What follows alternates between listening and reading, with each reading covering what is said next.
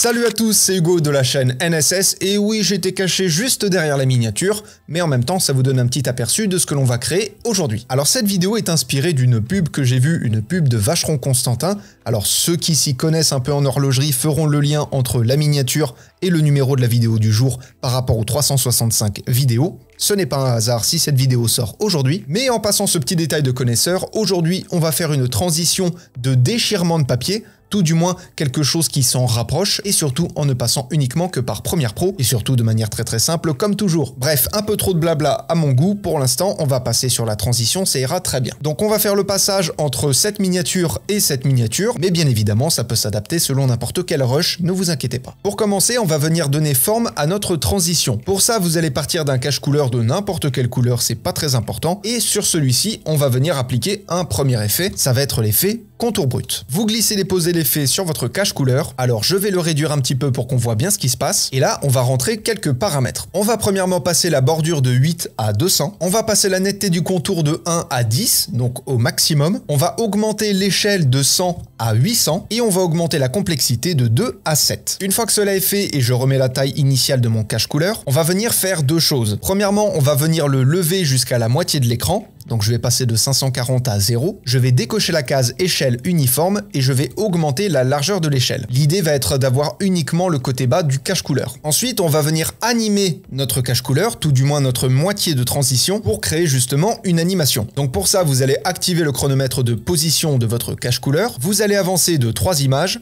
1, 2, 3, vous allez le lever un petit peu, vous avancez encore de 3 images, 1, 2, 3, vous le levez encore un petit peu, et vous faites ça jusqu'à ce qu'il soit sorti du cadre, et vous faites, on va dire, entre 4 et 6 étapes selon ce que vous souhaitez. Ce qui pour l'instant va nous donner quelque chose comme ça, on va avoir un départ linéaire, mais on veut quelque chose presque en stop motion, on veut vraiment du par à coup, donc vous allez sélectionner vos images clés, vous allez faire un clic droit dessus, aller dans interpolation temporelle et sélectionner par palier. À ce moment-là, la modification de la position va se faire non pas progressivement entre chaque image clé, mais au moment où la tête de lecture va atteindre l'image clé justement. Et du coup, comme je vous l'ai dit, ça bouge par à coup. Jusque-là, on est bon. Ensuite, toujours sur votre cache couleur, vous allez activer le chronomètre de décalage de la turbulence de l'effet contour brut, vous avancez de 3 images, 1, 2, 3, vous modifiez la turbulence, vous avancez de 3 images, 1, 2, 3, vous modifiez la turbulence, etc., jusqu'à avoir une modification de la turbulence à chaque étape du mouvement de votre transition. Ce qui fait que pour l'instant, ça nous donne quelque chose comme ça. Alors c'est très rapide, certes,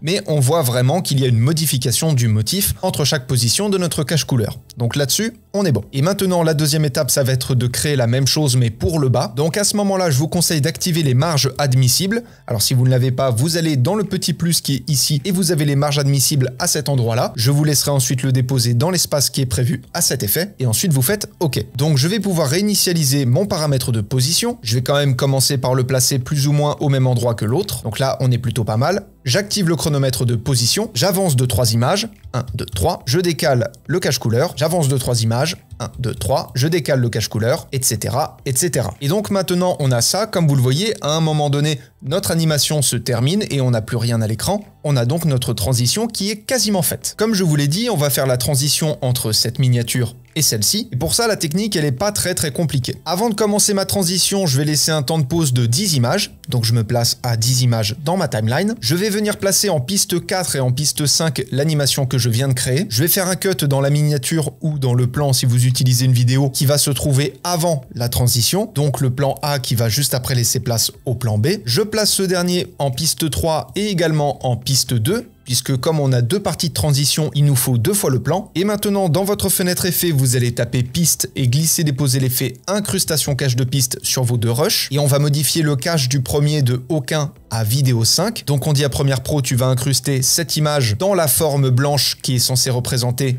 notre transition. Et je fais la même chose pour l'autre, mais cette fois-ci, je vais lui demander de s'incruster dans l'autre partie de la vidéo. Ce qui fait que quand on se déplace dans la timeline, on voit qu'on a vraiment cette ouverture sur le plan suivant. Et donc je vous le donne en mille, ce que l'on va mettre juste en dessous, c'est le plan suivant. Et on a presque fini notre transition. On va rajouter un tout petit détail. Dans votre fenêtre effet, vous allez taper ombre. Vous allez glisser déposer l'ombre portée sur l'un des 2 rushs qui se trouve dans la transition. Et vous allez passer l'opacité de 50% à 80%, l'angle de 135 à 100 degrés. La distance, vous allez la passer de 5 à 20 et vous allez augmenter le lissage et le passer de 0 à 50. Donc là, si je coche la case ombre seulement, Comme vous le voyez, on a créé une ombre, et ça c'est simplement pour donner un peu plus de relief à notre transition. Et une fois que c'est fait, il vous reste plus qu'à copier l'ombre portée, à la coller sur la partie du rush qui est censée être en haut. Et là, comme vous le voyez, on a notre effet d'ombre portée qui s'est très bien incrusté. Et vous avez finalement votre transition. Alors j'ai bien conscience que c'est un petit peu long et qu'on pourrait se dire que la transition prend pas mal de temps à créer et que c'est peut-être plus simple d'en utiliser une autre. Bien évidemment, c'est un peu plus long parce que je prends le temps de vous expliquer toutes les notions,